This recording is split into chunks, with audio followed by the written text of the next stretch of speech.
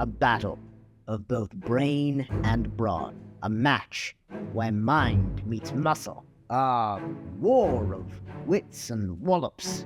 Actors, writers, critics, fighters. This is the double-edged pen, where character and combat are one and the same.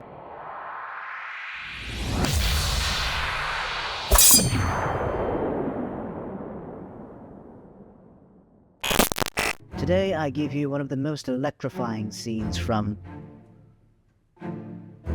I would tell you, really I would, but I'm sure you know how the saying goes. This scene not only showcases exceptional choreography, but also gives us insights into the character's thoughts. But can you guess the scene before I finish my story?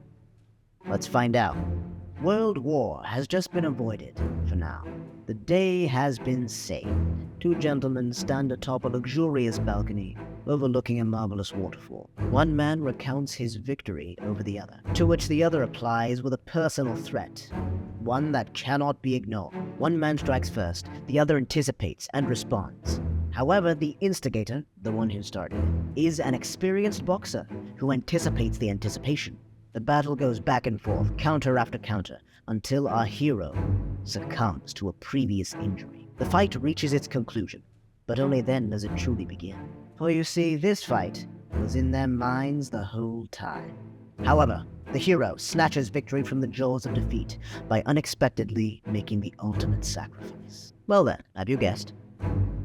Feel free to pause the video and think on it. Just put the think. And if you're feeling brave, put your guess in the comments. Also, subscribe while you still can. Yes, that's it. Don't make me smash that like button. Alright, that's long enough.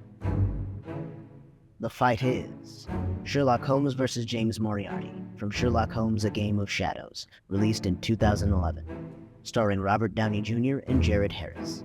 First, let's talk about the choreography.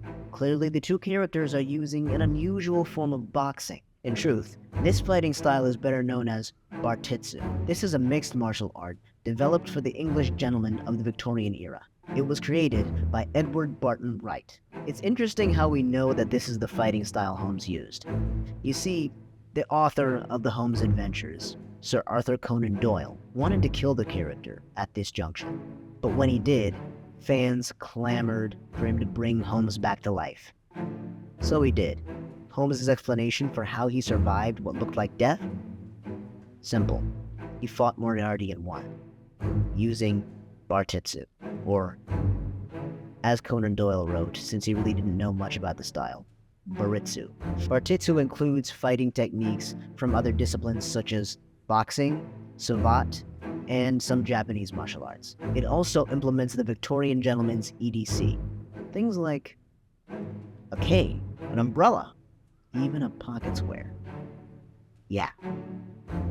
The movement throughout this fight is a little bit unorthodox and strange, much like Robert Downey Jr.'s portrayal of the famous detective. However, each man strikes with purpose and precision and does not intend to miss. Truth is, we all fight this way, in our minds. This leads me to my next point. This fight is so impactful because of the legacy of the fights leading up to it.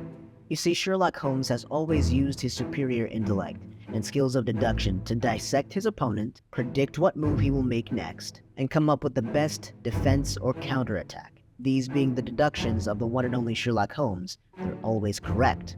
His opponent always does exactly what is expected, thus allowing Holmes to win the fight every time, before it even begins. Side note, the late great Muhammad Ali was known to have done the same thing in real life. He not only sharpened his own skills, obtaining full knowledge of his own strengths and weaknesses, but he studied those of his opponents as well. This granted him the ability to determine the very round in which he would beat them. Back to business. This time, Holmes' opponent is James Moriarty. When Holmes first enters the fight mentally, Moriarty replies, "Come now. You really think you're the only one who can play this game?" At that moment, it becomes apparent that Holmes has not only come face to face with the one person who could challenge him intellectually, but physically as well. These are two equal but opposing forces. Who doesn't love a fair fight? An unstoppable force versus an immovable object. There's just one problem. Holmes is not actually on equal footing. His right shoulder is injured due to being stabbed with a large fishhook earlier on in the film. Naturally, this puts him at a significant disadvantage. This factor tips the scales in Moriarty's favor. To make matters worse, Holmes isn't really sure whether or not he plans to kill Moriarty. All he knows is that he wants to stop Moriarty from killing him and those he cares about. In addition to that, Holmes is the good guy. His first instinct isn't to kill anybody. But that's not the case with Moriarty. He plans to kill Holmes. Our villain, on the other hand, is a monster. Take note of how he throws the first punch and repeatedly attacks Holmes' injured shoulder. This definitely speaks to his complete lack of empathy, and moral insanity. Holmes simply cannot deny the situation is dire. He knows he cannot win, but does he have to? Remember, Moriarty's plan has already been foiled. A world war that would line Moriarty's pockets has already been avoided.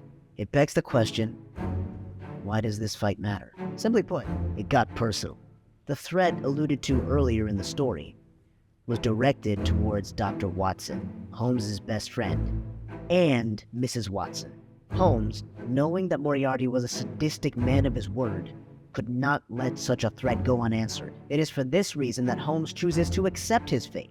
He would rather die and take his enemy with him than die only so his enemy can kill his friends. This option does not even occur to the sadistic Moriarty in his deductions, and he is completely caught off guard. In conclusion, self-sacrifice. That is often what separates heroes from villains. I'm Anthony Barnes, and this is The Double-Edged Pen. Till next time.